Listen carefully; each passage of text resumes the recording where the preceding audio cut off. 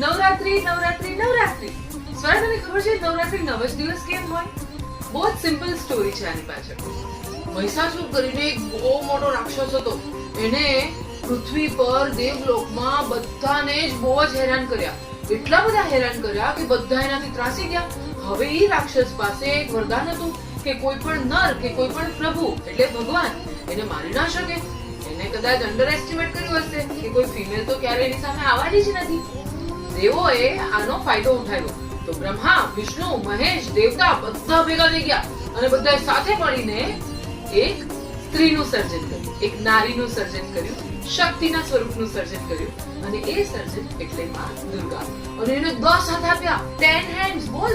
અને દરેક હાથમાં મેક્સિમમ પાવર વાળા વેપન્સ આપ્યા અને કીધું જાઓ તમે આ મહિષાસુરનો સંહાર કરો. અને માં દુર્ગા, માં શક્તિ 9 રાત ને 9 દિવસ મહિષાસુર સામે લડી અને એવી લડી કે 10th ડે પર એને મારી નાખ્યો.